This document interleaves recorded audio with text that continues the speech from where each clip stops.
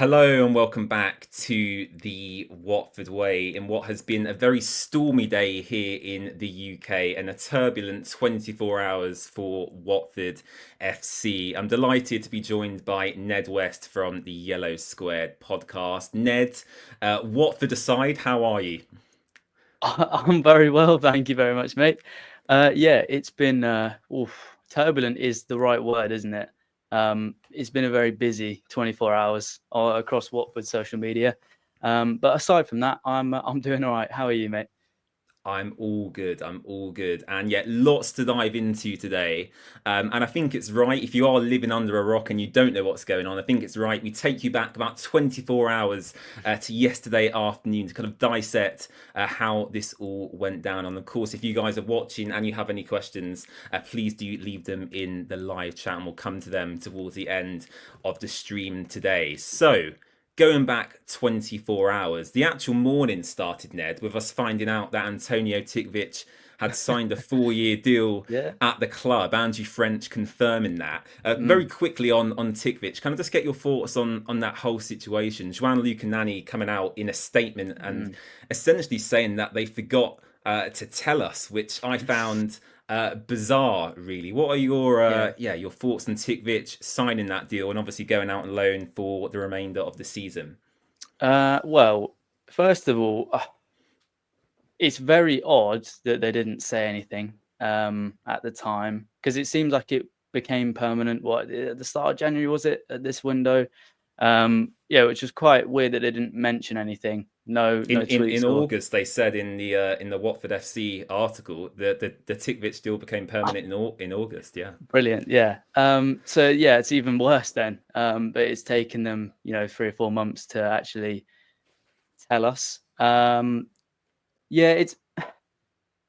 I'm in the camp that isn't too negative about Tikvic. I thought he did okay against Fulham. And that's definitely righted my opinion on him a little bit on the pitch.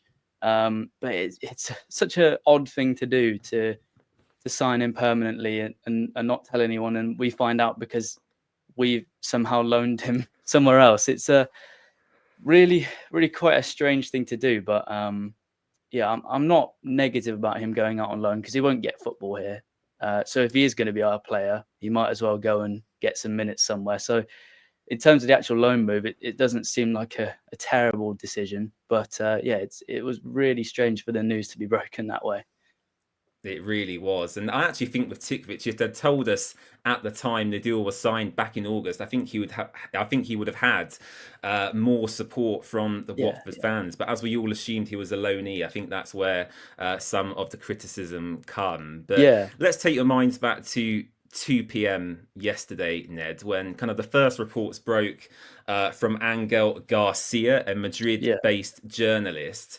And he said former Villarreal manager José Rojo Martín, also known as Pacheta, has agreed to join Watford.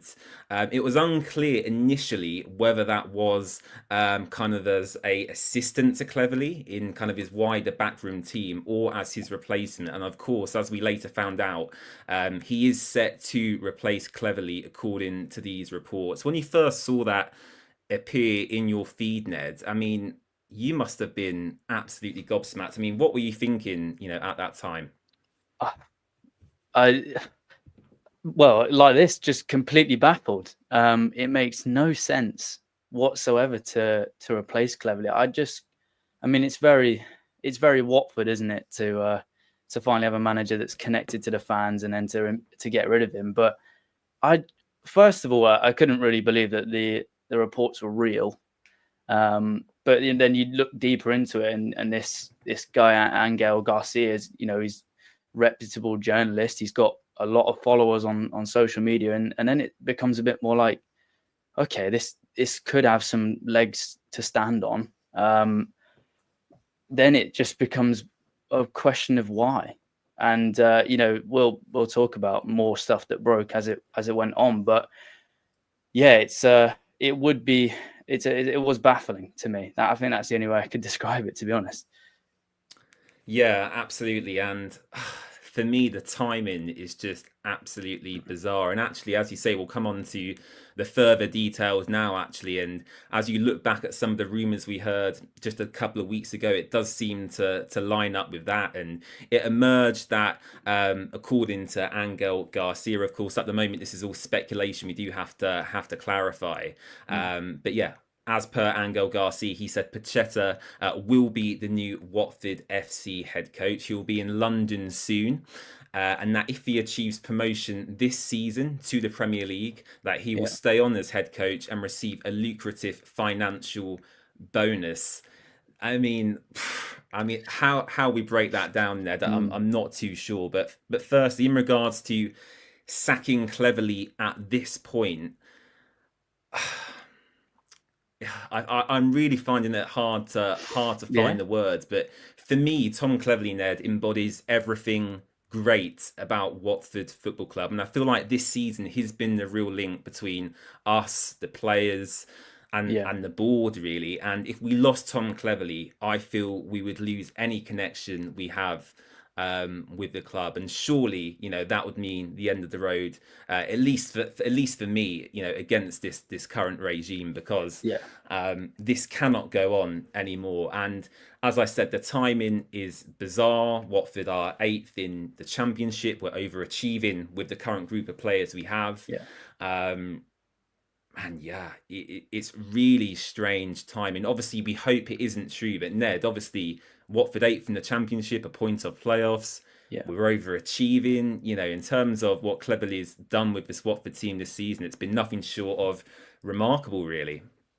Yeah, it has. And that really asks the question of why we would want to sack him in the first place. Going into this season, my brother and I spoke on the podcast about how we'd be finishing anywhere between 12th and 16th.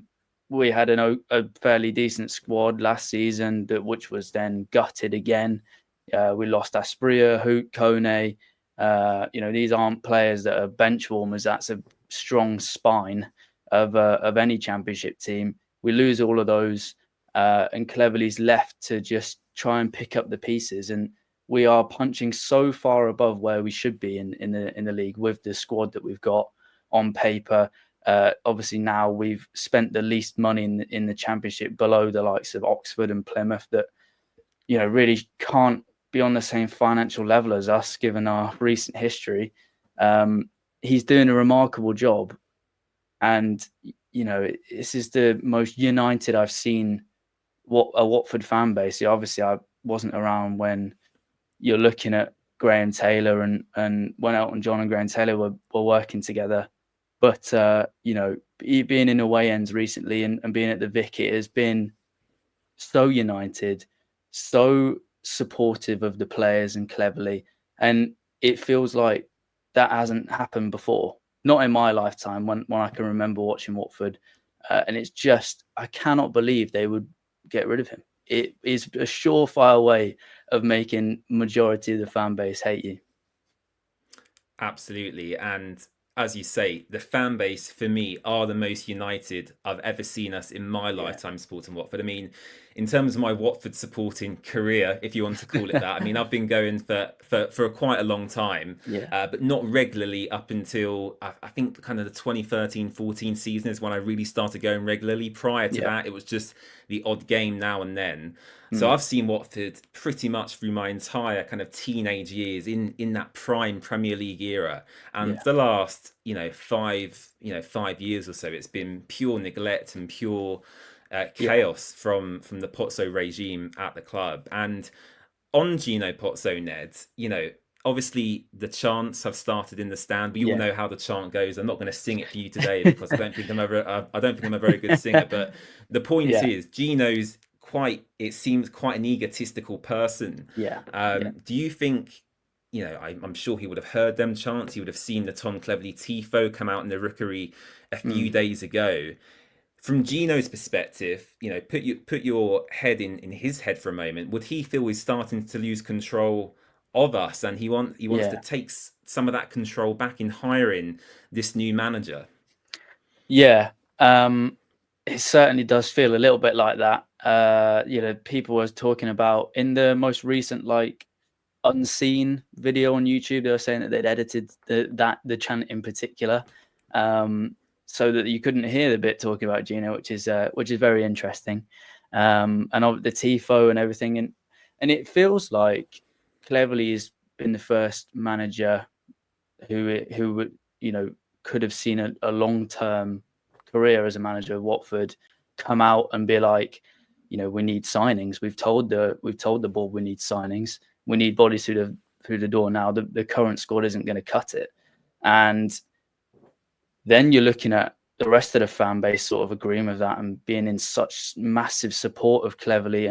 And it does feel a bit like maybe Gino is struggling with that lack of control that he previously had over pretty much everything, the manager, transfers, and basically a bit of a hold over the fan base as well, purely because of what he did for us, when he came in, got us to the Premier League. And it feels like it's kind of slipping away from him. And I wouldn't be surprised if they did bring this Pacheta guy in, because at the end of the day, it's just a manager that could be under Gino and be fine with that, and not really call out the owners and ask for signings publicly, which I don't think has really been done before by a Watford manager, other than Wilder possibly last season.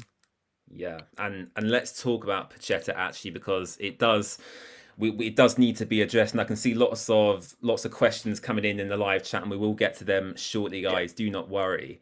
I'm just looking at Pacheta's managerial career here, and he's not really been at a club longer than about a year and a half, Ned, with the majority of his career spent in Spanish football, a brief spell over in Thailand and Poland. But other than that, it's been primarily based over in Spain, Elche, Huesca, Valladolid, and most recently at Villarreal.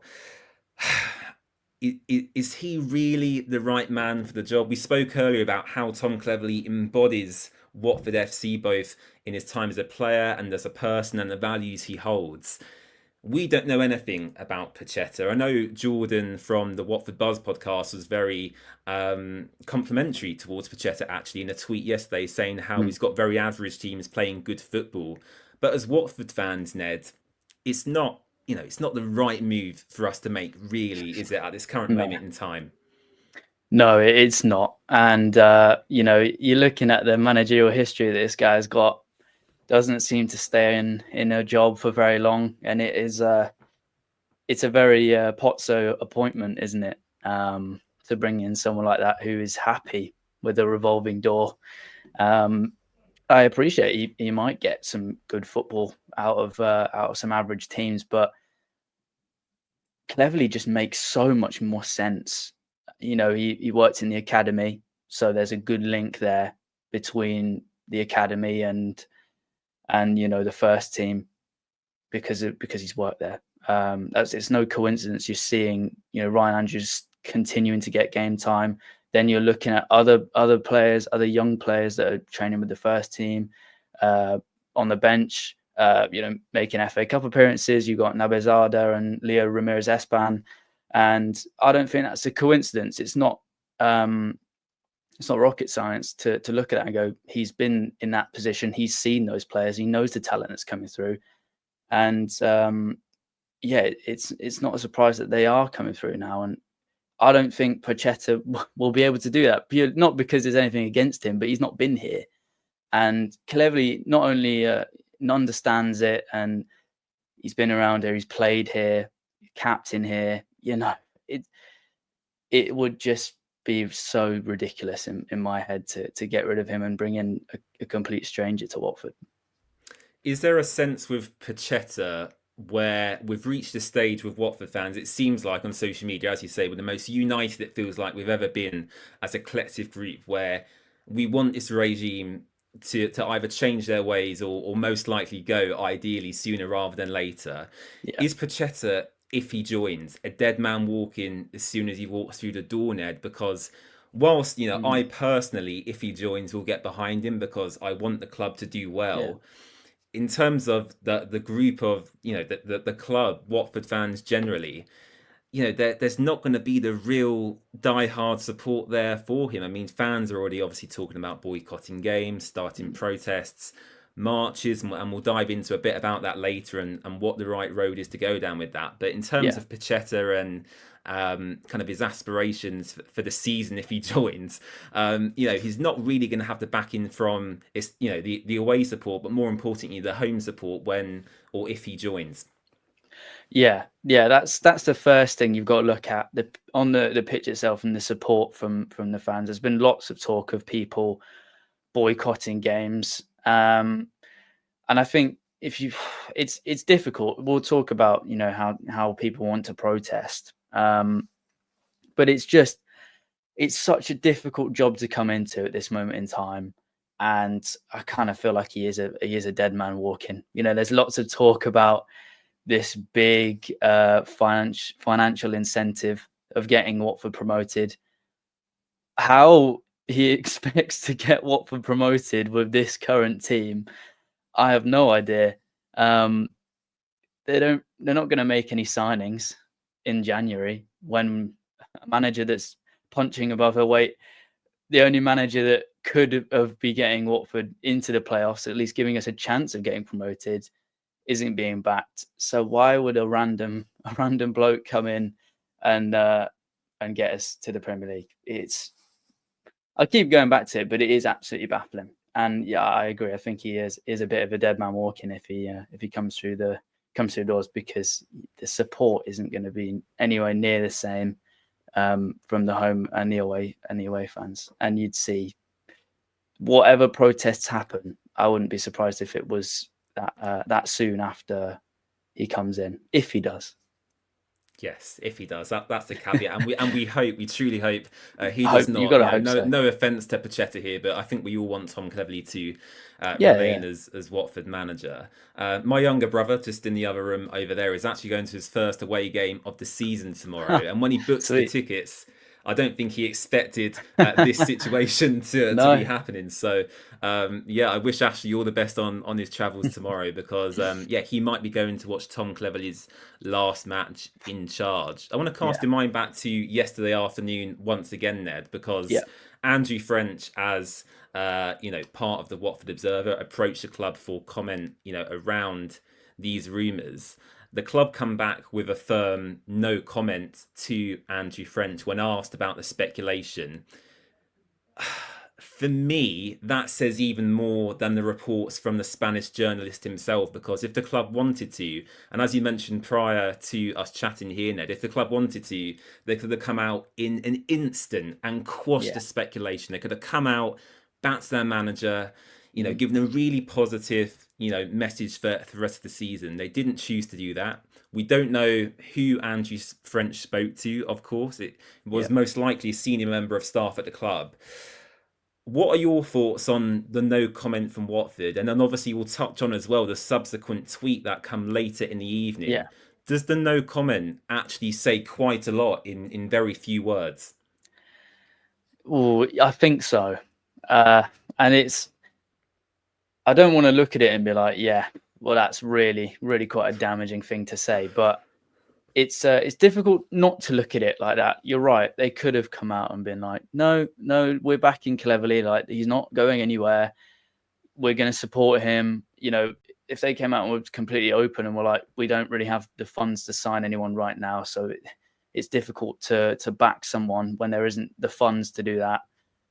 Then that's fair enough. But the main thing would be to come out and say, no, we are in support of Cleverley. But the no comment, goodness me, it's really not. It doesn't send a good message at all. They could have quashed it instantly, and they opted not to. And I guess we can then bring on the subsequent tweet in the evening that said Cleverley will be in charge for Coventry, and it's just speculation. And I'm interested to get your thoughts on this, James.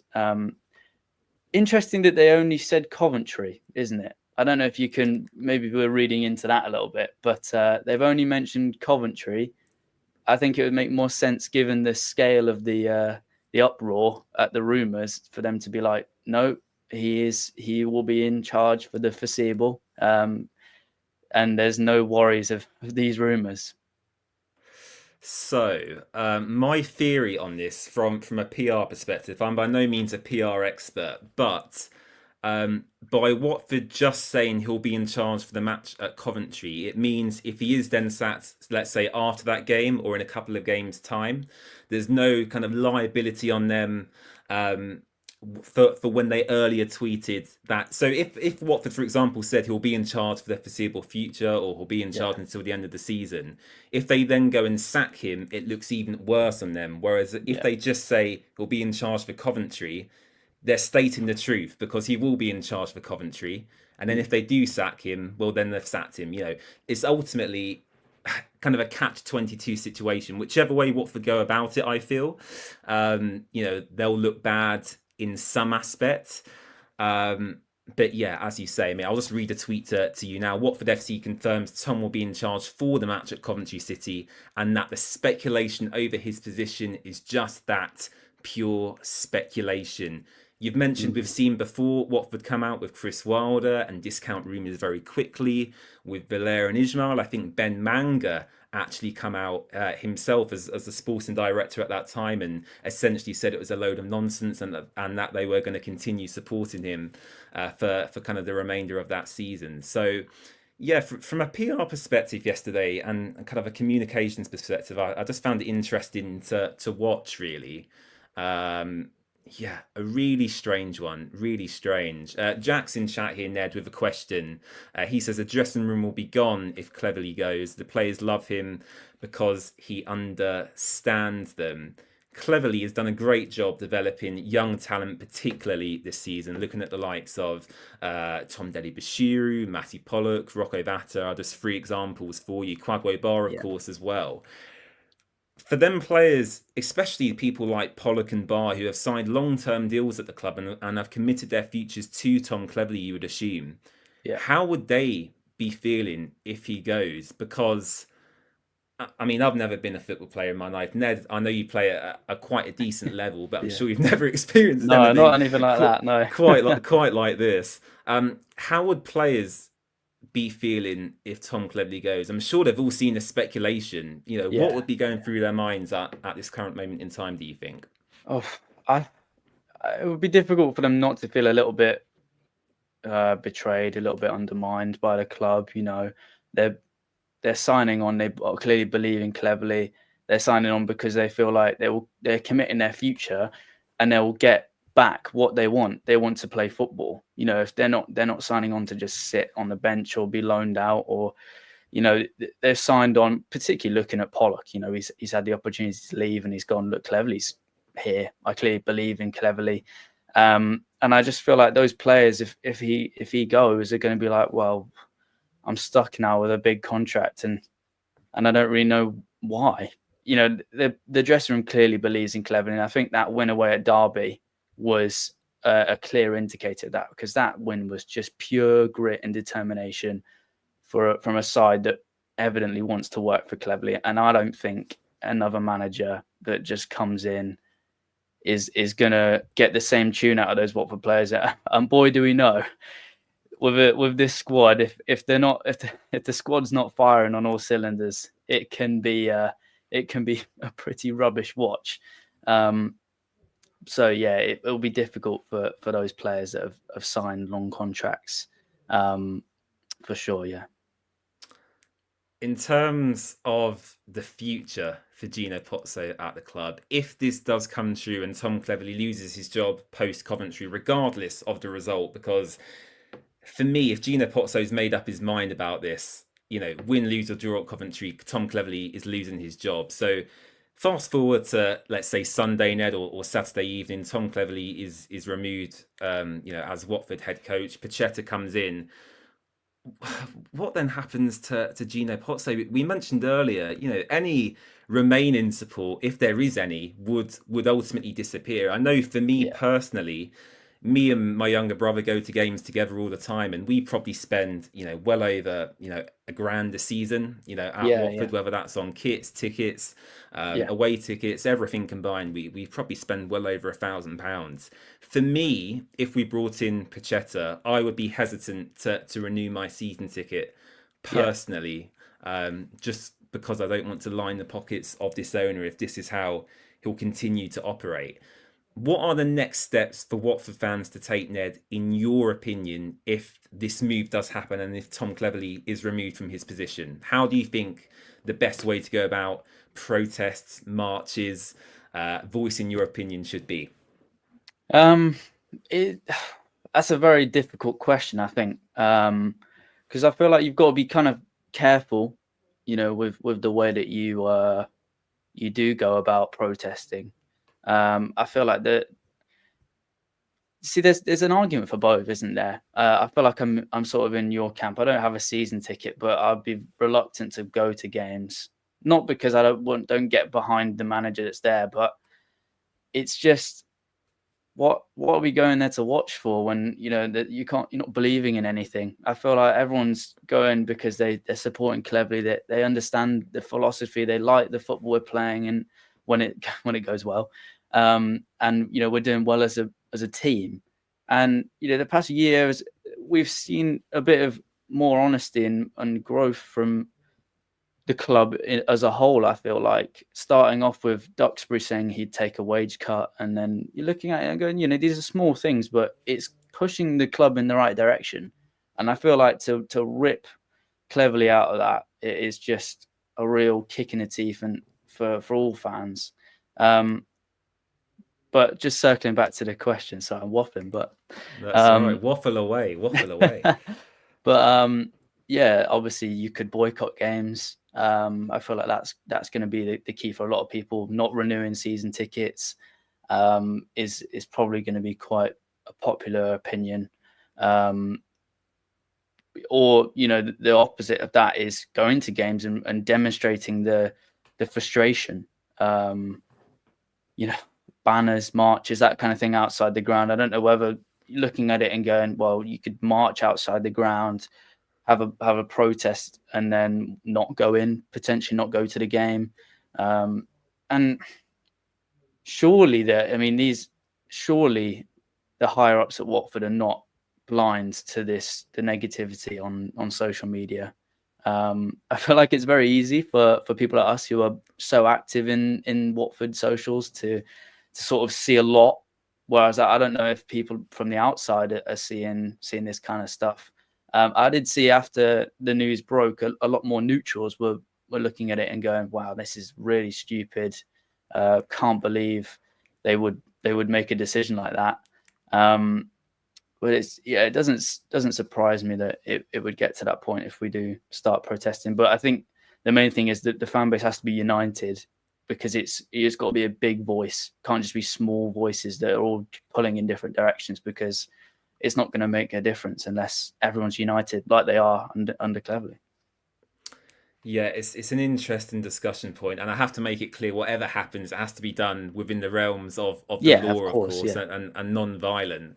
yeah, For me, it's interesting because a lot of people suggest platforms like myself, like you, WD18, Do Not Scratch Your Eyes. I could name a lot of Watford social voices out there. A lot of people suggest that we should all come together and do yeah, something ourselves. A lot of people suggest, meeting at the Red Lion, going on the march from there. There's lots of things that can happen, but yeah, I think what you need is one person to say, this is what we're doing, and everyone gets behind that, rather than, 5 or 6 different factions doing their own yeah, thing. Because if that happens, it's a little bit of a mess, in my opinion. So yeah, I think you need to find the right person and the right personality to lead whatever supporters wish to do. And once you've found that person, get the message out there to people who maybe don't even use social media, and then get behind that now, whether that is meeting up at the Red Line before a match and going to the corporate entrance, whether that's going into the stadium and boycotting on a certain minute, I don't know. yeah, But something if this news is true and it comes to fruition, will need to happen. Do Not Snatch Your Eyes, Ned, for example, did a great job, 2 weeks ago when they heard from their sources that Tom Cleverley's future was in doubt. They got thousands of fans to email to the club to give our Yeah. support to Tom Cleverley, and they had it on good authority that Cleverley saw their messages and was quite proud, actually. Um, it's an interesting one. I'm not going to sit here and say what we should do because it's not my place to say. Whilst I No. have a large following, it's not me to tell you as fans, not me to tell Ned, it's not me to tell you watching what you should do. We all just need to come together, find the right person, and then go from there. So that's what I'll say on potential protests and what we should do. Your brother Ned James has popped in. He said at least they didn't say "come hell or high water" in the statement yesterday. That is true, because it feels like as well that's a good point from James, actually, because it feels like this Tom Cleverley appointment, Ned, was very much, again, like Rob Edwards, a Scott Duxbury appointment. And from my perspective, I don't know about you, but it feels like Gino Pozzo has gone behind his back once again to get rid of yet another promising English manager. Yeah, and it makes Duxbury the scapegoat once again.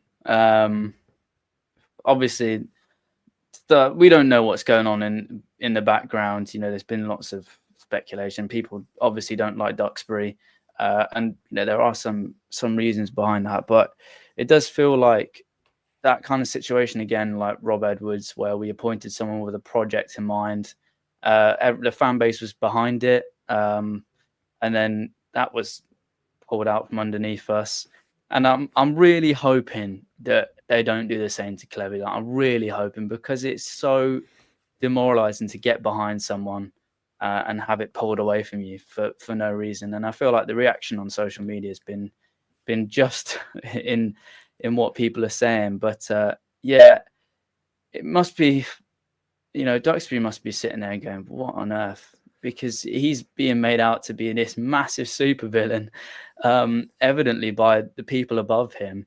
He's backing this manager, or trying to, and it's getting pulled out from under him just as much as us. But we don't know what's going on in truth. But you must be, if you're Duxbury, you must be sitting there going, please don't sack him. I'm going to get it in the neck from fans. Yeah, I mean, you have to ask, Duxbury, obviously we had the opportunity and we're very grateful for that, of speaking to him last summer. And we obviously asked him about his salary and whether he could justify that. And he confirmed he had taken a 50% pay cut, which, whilst is still on a lot of money, I have to clarify, and more money than I'll ever earn probably in my lifetime. I do feel his heart deep down is in the right place. And I think he is a little bit of a puppet to Gino sometimes, because there's only so much Tom Cleverley, not Tom Cleverley, there's only so much Scott Duxbury can do, given his role at Watford. He's the chief executive, he oversees everyone below him. But above Scott Duxbury is, of course, Gino. So whatever Gino wants to do, he will do regardless of Scott Duxbury. Coventry tomorrow, Ned. It could be Tom Cleverley's last game in charge. I've seen a few people on social media, especially Twitter, preparing already some Pozzo out t-shirts that they're going to wear. Of course, I'm sure the chants will come back out once again as well. If it is Tom Cleverley's last game, what are you expecting that Watford away end to be like? I assume you're not going. You've not mentioned you're going there, so I assume you're not heading up to Coventry. No, I'm not going, which is a shame, because if it is Cleverley's last game, I'd have loved to have been there. But people have been commenting recently just how good those away ends have been. I was at Fulham. That was absolutely class, the best away end I've been in years. And that surpasses like beating Norwich 3-1 away in the Premier League, and Everton 5-2 away in the Premier League. Those are big results. But recently, it's been on another level. And I think fans are in agreement that the Derby one was above Fulham. So I wouldn't be surprised if the noise is loud and unified for Cleverley's support tomorrow. And I think they opened up the last block for us, and there wasn't too many tickets left, so it's going to be a big old following. I've done Coventry, and it was loud then, so I wouldn't be surprised if it's even louder. Yeah, I'm looking forward to it. We'll be in a watch along here on the Watford Way tomorrow, whilst my brother is going up with his mates. So do make sure you tune in for that. Yeah. James, your brother has popped in again. Any fan action has to ultimately financially impact Pozzo not going to games, delaying matches. That results in fines to the club. I've seen people suggest pitch invasions, which I can't publicly say I get behind, but it is obviously an option. We've seen it happen at various clubs before. Fans throwing tennis balls on the pitch, for example, can obviously lead to delays as well. So a good point made there from James. We've got another comment here from Retro Hornets. Time to use our heads. As of now, Tom is in the hot seat. I think that Gino can't handle any more manager being more loved than himself. Of course, Ned referencing his ego maybe being too big. Remember, Tom's exit would probably mean that Robbo is out too. And that's a good point, actually. Obviously, Paul Robinson is now Tom Cleverley's assistant manager. Tom has kind of assembled a backroom team that he feels is going to benefit the club. And to kind of ruin that after just a few months, Ned, again, it will just add to the decisions that are really baffling. Paul Robinson, clearly a top guy, did great work previously at Mill with their kind of defending and set piece strategy. To lose Tom Cleverley and Paul Robinson is kind of like a double blow, isn't it? It's massive. And you can read into those social media posts that Cleverley and Paul Robinson did, but I feel like they're kind of in the same boat. That if one goes, they'll both go, and it will be Cleverley that gets the push from the club. Whether Paul Robinson does as well, I don't know, but it kind of feels like he would. And if he does, it is a double blow. These are both Watford legends, not just for the work they've done now, but in their playing career, and just the work they've done around the club as a whole, especially recently. And that's just another reason, isn't it? You're losing the big personality in Paul Robinson that everyone loves. And it's just, you're undoing a lot of sensible and good appointments for nothing. I just can't see any gain from getting rid of Cleverley. If I honestly believe appointing Pacheta will just slide down the table and he'll be gone in the summer. And then what? You've done it for no reason. I feel like the season, we've got a lot of injuries now. It's not looking like we will make the playoffs, but I've been saying this for a long time. If we accidentally got promoted, goodness me, it will be a bloodbath in the Premier League next season. But would we be the first team that have 0 wins, 0 draws, and entirety losses? Possibly, but we'd be a lot worse off than Southampton have been this season. I think. We are punching above our weight, and I think Cleverley's the only man that can do that. And I did see it linked to the work John Eustace did at Birmingham last season. Had them in the playoffs, appointed a different name because the owners wanted it, and you saw what happened to Birmingham. Now I don't think we'd get relegated, but I can't help but feel like we would just slide down the table, and the season would just peter out. And there's just no real point to doing that, in my opinion. You mentioned, Ned, sliding down the table. I'm just going to read you 5 or 6 of Watford's next matches because it doesn't make for particularly good reading. So, of course, as we mentioned, we have Coventry tomorrow at 3 p.m. We then face Norwich at Vicarage Road next Saturday as a 12:30 kickoff. After that, we go away to the Stadium of Light on another early kickoff to face Sunderland.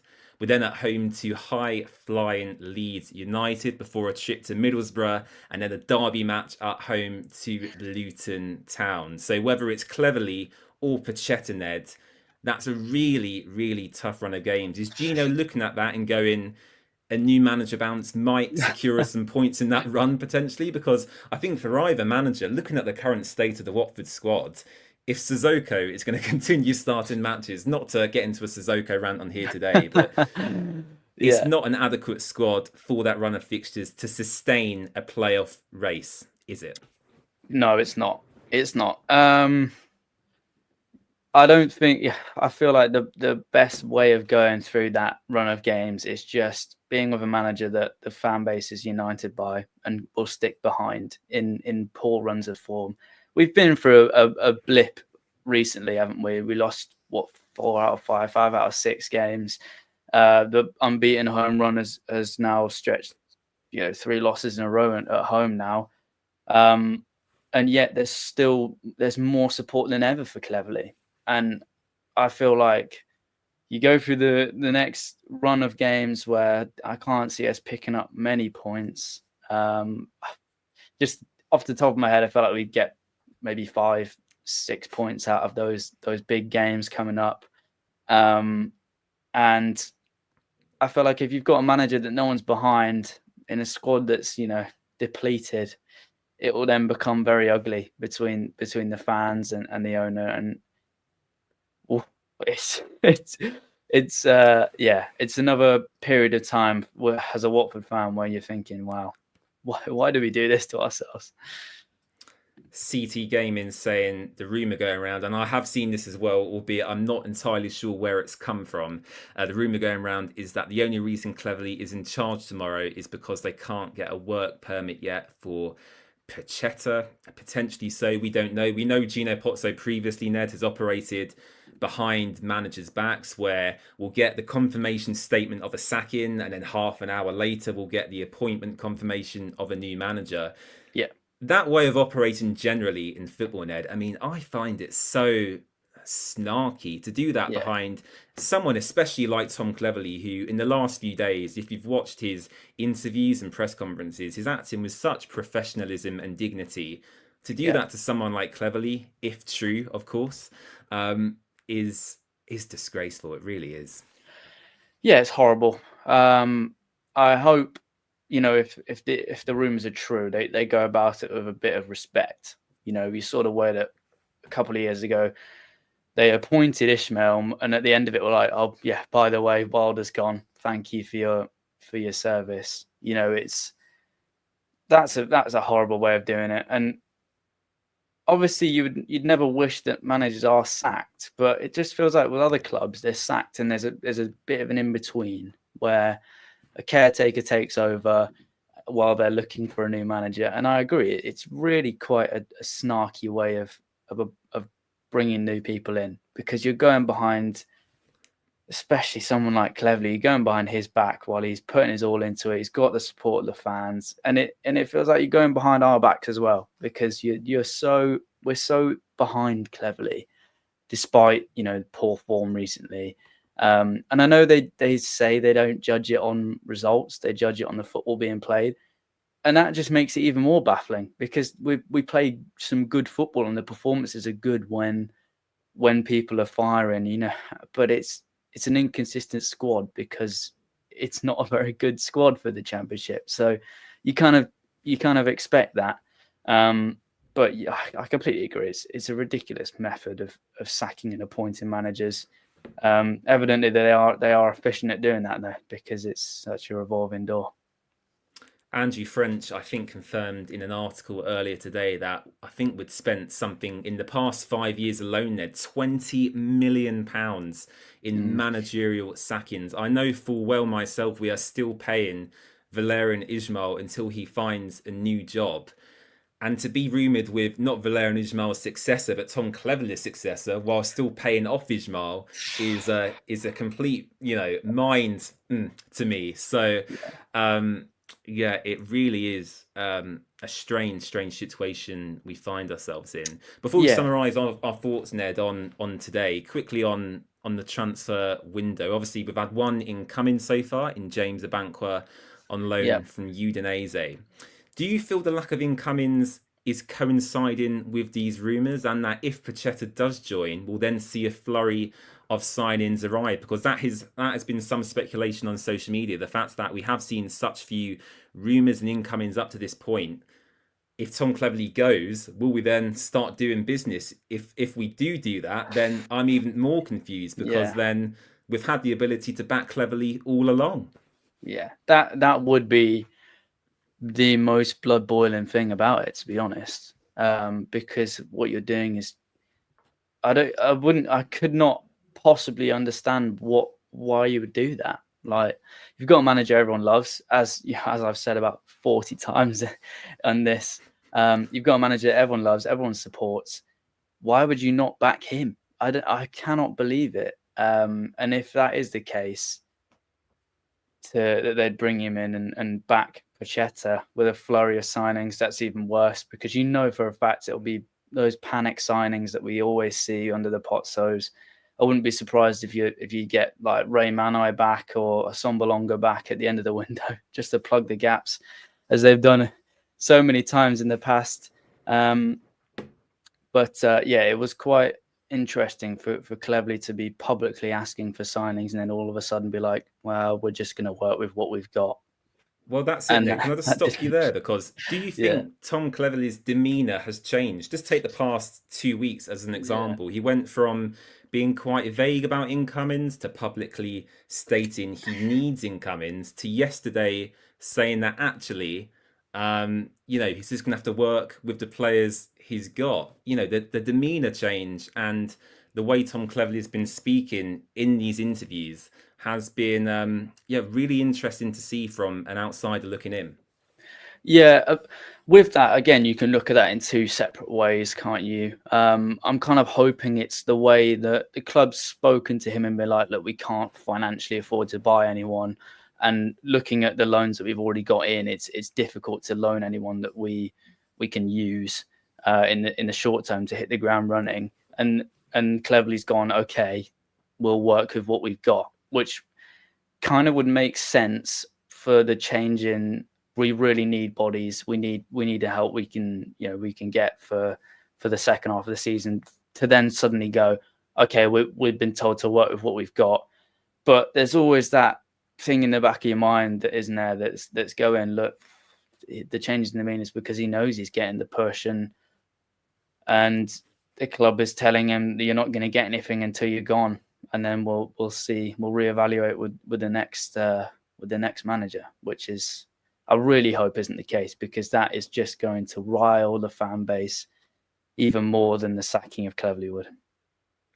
I've got to play devil's advocate here, Ned, because we do have to get everyone's point of view here on the channel. Mark Schofield's put a comment in and has said, we all love Clevs, but he's made some terrible decisions, e.g. wanting Jebison and allowing Rajvic to go on loan, messing with the team too much, and Gakia. An interesting comment there from Mark, Ned. What would you say to that? I agree. I feel like we can all sit there and go, there have been games where Cleverley's got it wrong.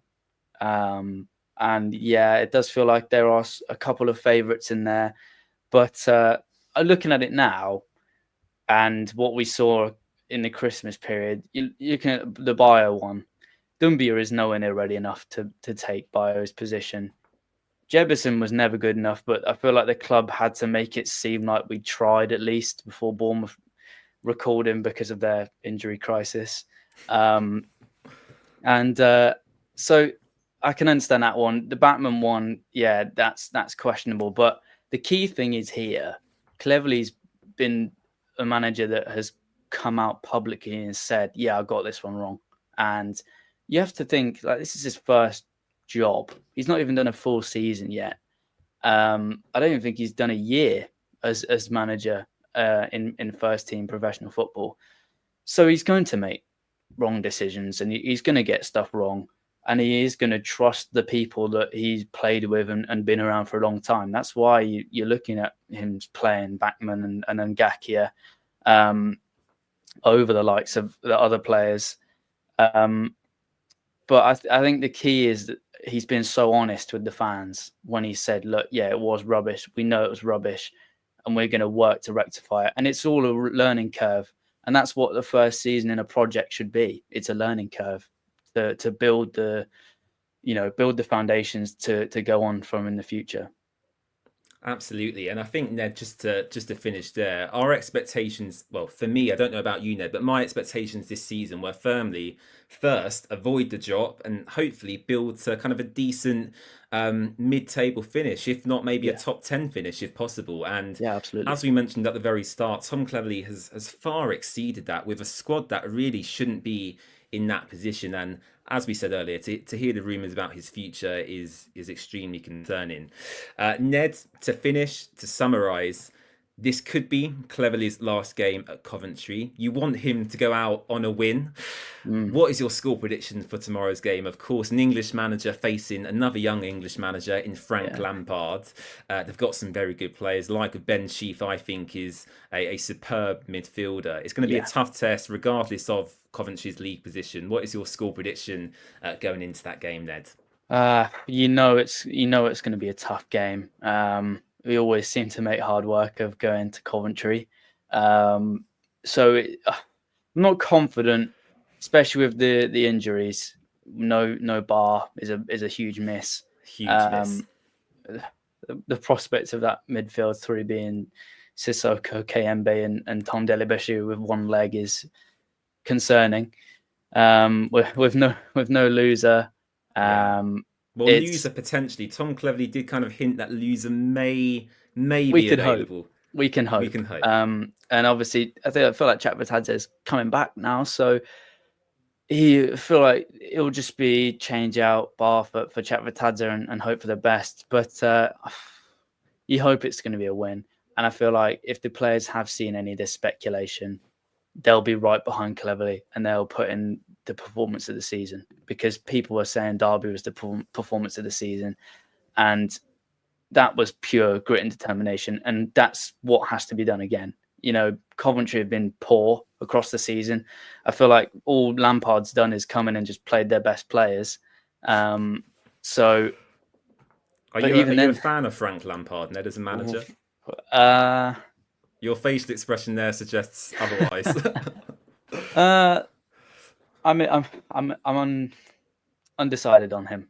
Okay. I feel like if I was supporting him, obviously I'd get behind him. But we're on the other side of the fence, and that's another one. I feel like we're feeling how Coventry fans are feeling when Robin's got the push. Yeah, that's a great point, actually.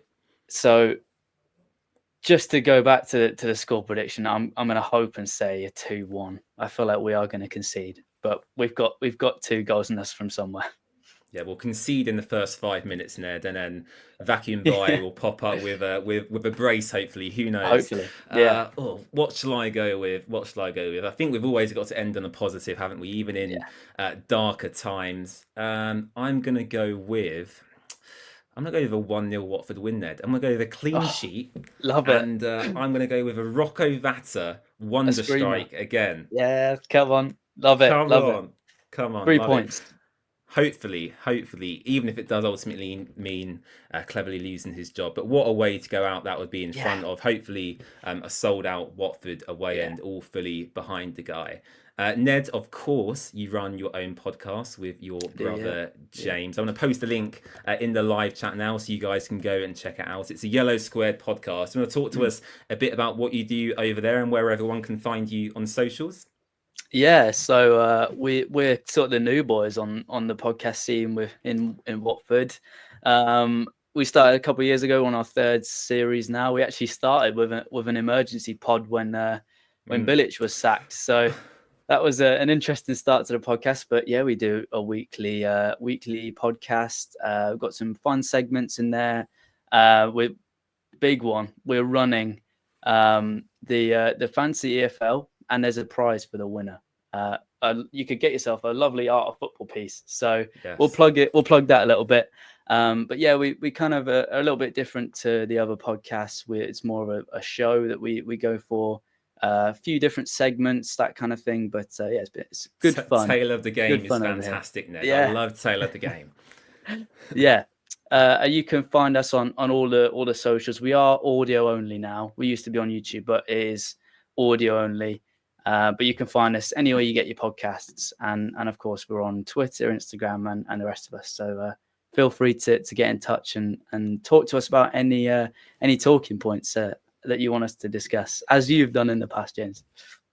Lovely stuff, Ned. Thank you so much. And yeah, I appreciate you taking the time to come on today to speak No to us. We've worries. had lots of people tuning in, and I apologise if we couldn't get to your comment or question, but as you can appreciate, lots to dive into today. And yeah, all we can hope for is a Watford win, and whatever happens after that is ultimately out of our control. So Ned, thank you for coming on, and we'll see you again very soon.